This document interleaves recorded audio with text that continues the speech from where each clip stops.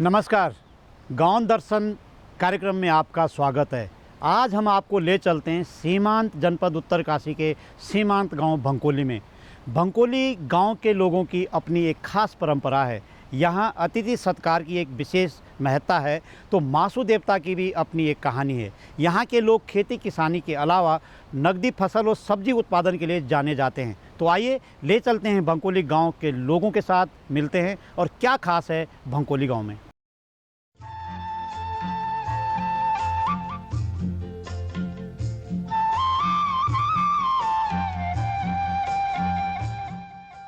संस्कृति, प्रकृति और शांति का अद्भुत संगम देखना हो तो आदर्श गंतव्य है उत्तरकाशी जिले का सीमांत गांव भंकोली।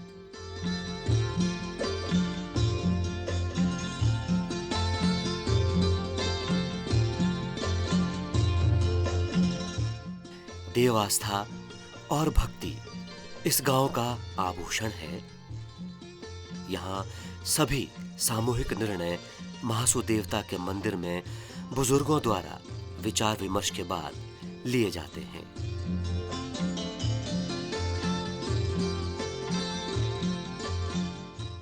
करीब 125 परिवारों वाले इस गांव में आज भी संयुक्त परिवार की परंपरा विद्यमान है और कृषि तथा पशुपालन ग्रामीणों की आजीविका के मुख्य साधन हैं।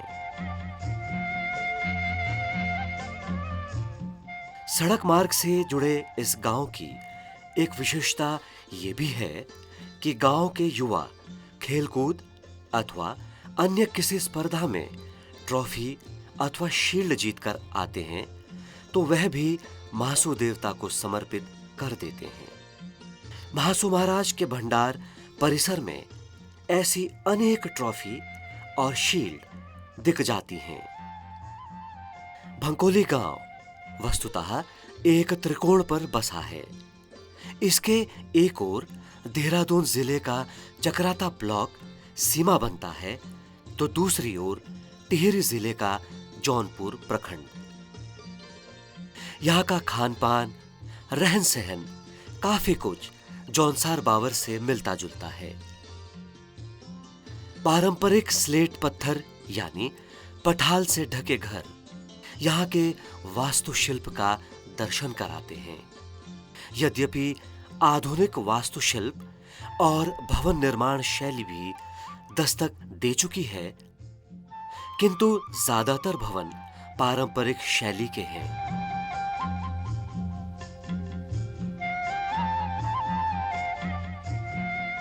गांव में जब कभी मेहमान आ जाए तो उनका स्वागत पारंपरिक लजीज पकवानों से किया जाता है। ये पकवान ढिंडके, हुलवे, अस्के आदि हो सकते हैं। आइए आपको सीधे ले चलते हैं पकवान तैयार करती गृहिणी के पास।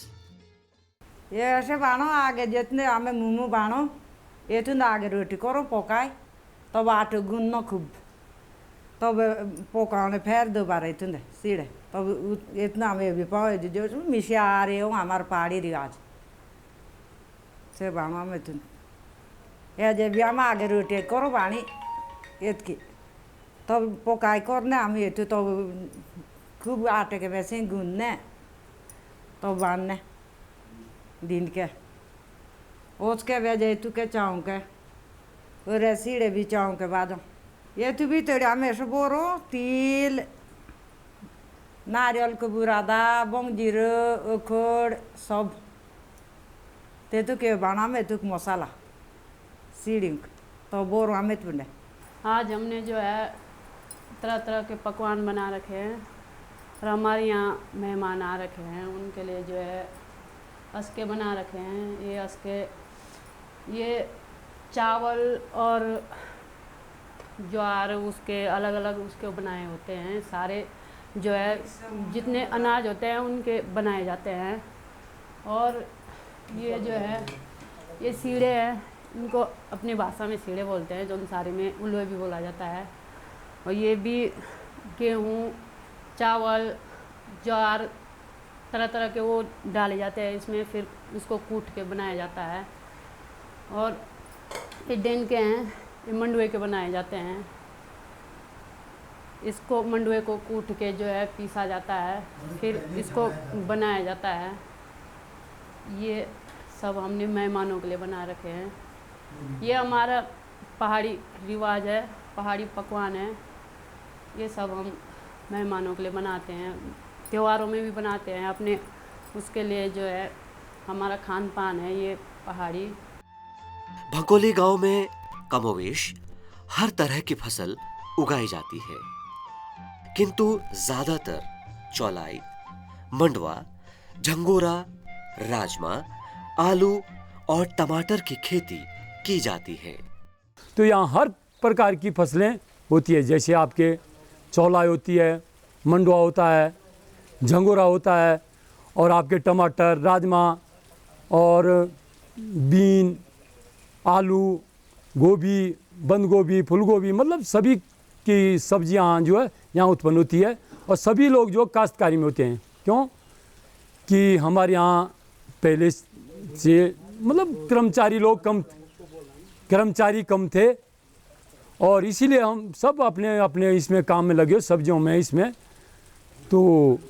और फसलें, जितनी भी फसलें होती हैं वो हमारे यहाँ सारी उत्पन्न मिलेगी। भंकोली गांव की ऐतिहासिकता का कोई दस्तावेज प्रमाण तो नहीं मिलता, लेकिन परंपरा की दृष्टि से यह गांव काफी समृद्ध है। गांव के मध्य में स्थित महासू देवता के मंदिर में ताम्रपत्र का उल्लेख ग्रामीण करते हैं, किंतु उसकी लिपि को पढ़ा नहीं जा सकता है।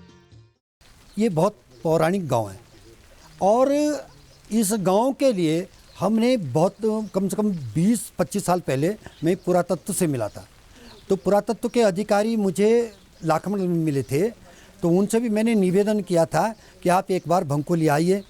और भंकोली में इस मासू देवता के मंदिर में एक ताम्रपत्र है, जिसके उल्लेख के लिए मैंने उनसे निवेदन किया था, और उन्होंने भी कहा था कि अगर इतना बड़ा उल्लेख है तो हम लाखामंडल के तर्ज पे इसको भी पुरातत्व विभाग में इसको लेंगे, और वहाँ के लिए हम सरकारी व्यवस्थाएं बनाएंगे। तो जब वो यहाँ आए, लेकिन उनके जो उच्च अधिकारी थे उन्होंने इसका यहाँ पे तो उल्लेख नहीं कर पाए, पढ़ नहीं पाए, लेकिन यहाँ की एक प्रतिलिपि, फोटो प्रतिलिपि लेके गए, उन्होंने इसका वर्णन वहाँ पे किया। और रही जहाँ तक बात है कि मासू देवता कब से यहाँ पे, तो हमारे बुजुर्गों का कहना जो हमने सुना है वो ये है कि जब कश्मीर से मासू देवता जब अनोल आए, तो अनोल और यहाँ एक ही चीज़ है।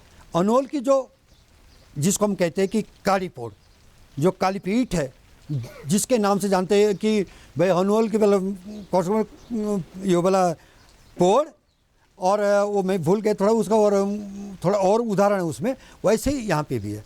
तो हमें, मेरे ख्याल से यहाँ पे कई पीढ़ियाँ बीती है, लेकिन किसी को ये पता नहीं आज तक कि यहाँ पे दो चीज़ें, न तो इस मासू देवता का पता किसी को अभी तक, जो बुजुर्गों ने ये संक दी होगी कि ये तब से यहाँ पे है।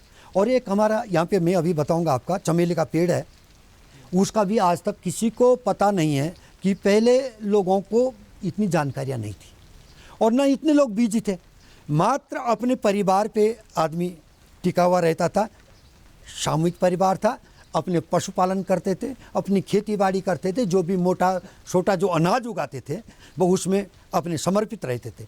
और उस समय क्या होता था कि वो गांव में भी बोलो, अब इस गांव में जैसे आपके पास अनोल में जो शीशे की जो शिनाकत नहीं उठाने वाली, तो यहाँ भी थी, 2 शिनाकतें थी यहाँ, वहाँ भी थी, तो यहाँ भी, यहाँ पत्थर की थी, वहाँ वो शीशे की थी।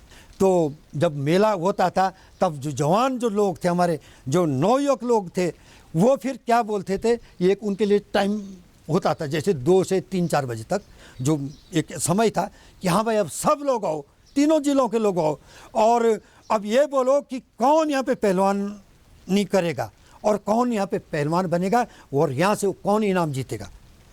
तो उसके लिए वो 2 निशानी थी हमारे यहाँ। तो जो भी उठाते थे, तो कभी यहाँ के उठाते थे, कभी जौसार के उठाते थे, कभी टिहरी के लोग उठाते थे, दूर दूर से भंवर के लोग उठाते थे। तो ये जो हमारा उस समय का कल्चर था वो ये था कि दूसरे को जो है ये दिखाना कि मैं सबसे ज़्यादा पहलवान हूँ। ये नहीं है कि जो मतलब अपने से बड़े उनको हम ये समझें कि वो अगर कमज़ोर भी है तो उनको हम उस तरीके से देखें। नहीं, उस समय सीधा ये था भाई गांव में इलाके में पहलवान कौन है। तो ये कल्चर था। भंकोली गांव का नाम कैसे पड़ा, इसे लेकर एक लोक श्रुति है। यद्यपि इसकी प्रामाणिक पुष्टि तो नहीं होती, किंतु लोक समाज का अपना विश्वास है। जातरू बिचीनेगी मेरी बोजाजी, जातरू बिचीनेगी मेरी बोजाजी, सोमणना आई मेरी बोजाजी, सोमणना आई मेरी बोजाजी। पहले बोले हमारे यहाँ जो है मोहना कहते थे ना, ऊपर ज़मीन, वहाँ रहता था राजा, मोहना राजा बोलते थे वहाँ। तो हमारा वहाँ चालदा महाराजा है, बोलता वो राजा जो बहुत सेठ होता पहले, जो ऊपर हमारे जो शेर है मोहना राजा की, वहाँ बोल चालदा महाराजा आए उधर से, थल्ली वो पता नहीं थल्ली से आया कि कहाँ से आया। तो राजा ने कहा कि कौन आया, ये तो कपड़े का मोड़ा है। उस राजा ने, उस देवता ने कहा हो इसको तो घमंड हो गया। उसने जो है सौर बरसा दी, वो ले जो तो लोग सौर, और उस राजा का जो है ख़त्म हो गए वो पूरा परिवार। तो उसकी एक लड़की छूटी जिसका नाम है आज भंकोली, जो वो नाम है भंकोली का नाम जो है भंकोली, भंकोली के नाम से।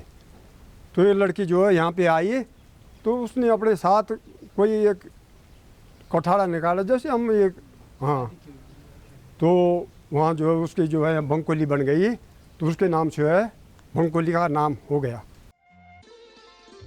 महासू महाराज भंकोली के निवासियों के आराध्य देव हैं और गांव में उनका पुरातन मंदिर है।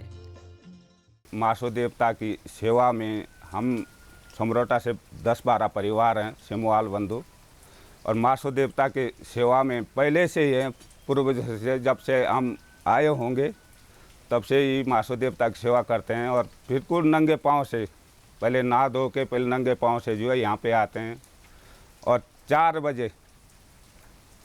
बजे जो है हम पूजा का जो कार्यक्रम है वो शुरू करते हैं। उसके बाद जो है जब पूजा 5 बजे समाप्त हो जाती है, 1 घंटे के बाद, उसके बाद हम जजमानों के यहाँ खाना खाने जाते हैं। और उसके जब एक टाइम का खाना खाते हैं और उसके बाद जो है फिर हम यहाँ मंदिर में आ जाते हैं और मंदिर से जो है बाहर नहीं जाते हैं। और दूसरे दिन भी हम उसी प्रकार से, जिस प्रकार से हम ये 4 बजे पूजा करते हैं, उसी प्रकार से जो है हर दिन पूजा का ये चलता है। और पूरा जो है यहाँ पे हर दिन महासू देवता की सेवा होती है। और 5 गांव में हम इस महासू देवता के पुजारी हैं। जैसा थली में देवता जाता है, सुमरोटा भी अपने गांव में तो हम खुद है ही है। तो कामरा सांकाल होते हुए भंकोली में पूरी जिम्मेवारी जो है हमारी है।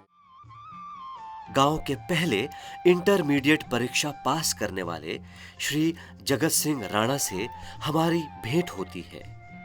वे अपनी आंखों के सामने आ रहे बदलाव को बताते हैं।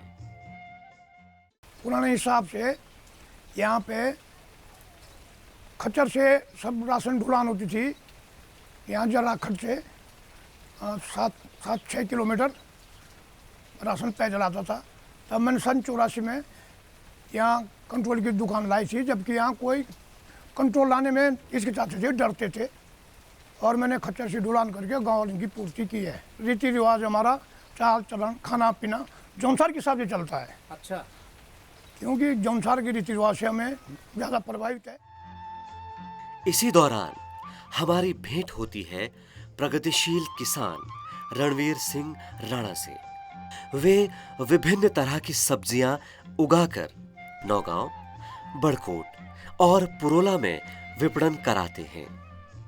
इसके लिए वे तकनीक का सहारा भी लेते हैं।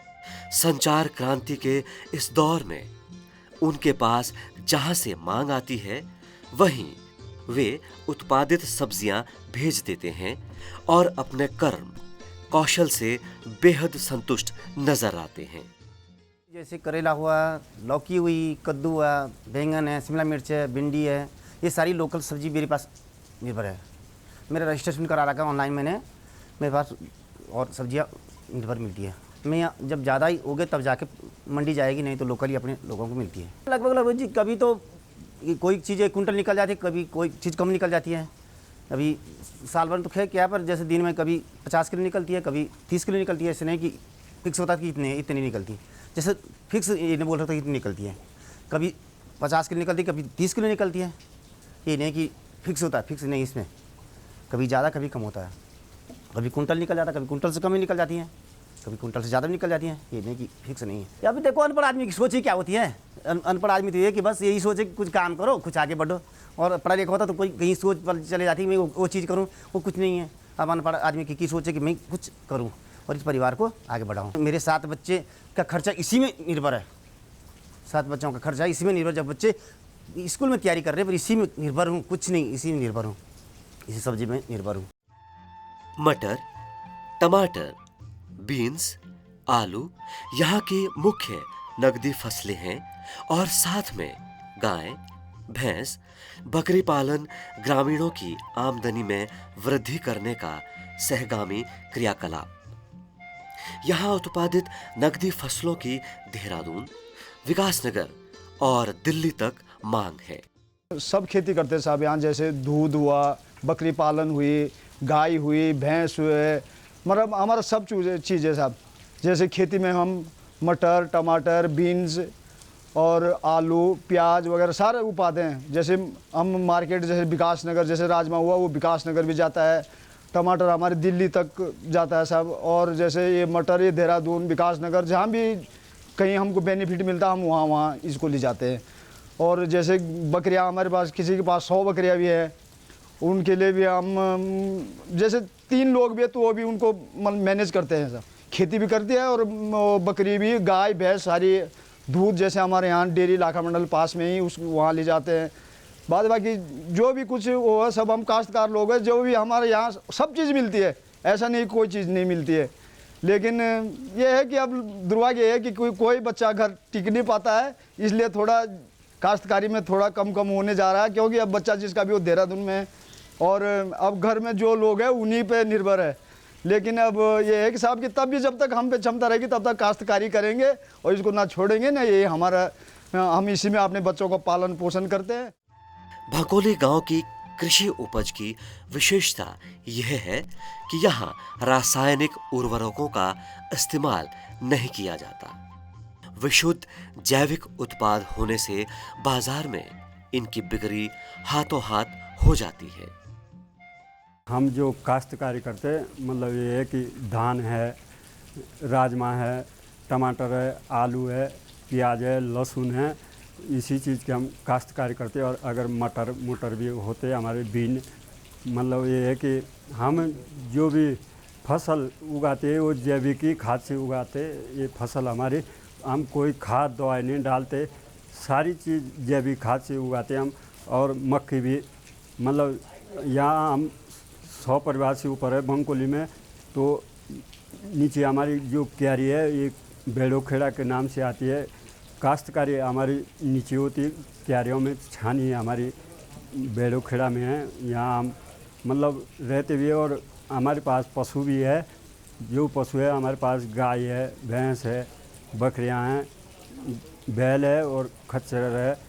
इन्हीं पशु पे हम गोबर जैविक खाद बनाते हैं अपनी, और इसी से हमें हर चीज़ उगाने के लिए उपलब्ध है। जो भी है हमारे यहाँ फसल होती है। फसल हमारी ये टमाटर है, राजमा है, इसमें हम ज़्यादा पैसे उगाते हैं।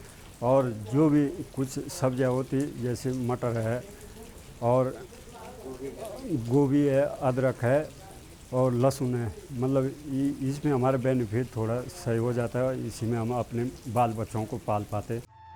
प्रकृति ने भंकोली गांव पर अपना सौंदर्य जी भर कर लुटाया है। चारों ओर लहलाते खेत, आकर्षक भूसंरचना से अतीत में बेशक यहाँ जीवन अत्यंत कष्टपूर्ण रहा होगा, किंतु आज बुनियादी सुविधाओं के विस्तार से जीवन आसान हो गया है। महासू देवता मंदिर परिसर में आग सेंकते अपना सुख दुख बांटते लोग सहज ही दिख जाएंगे। ये यहाँ की सामूहिकता की निशानी है।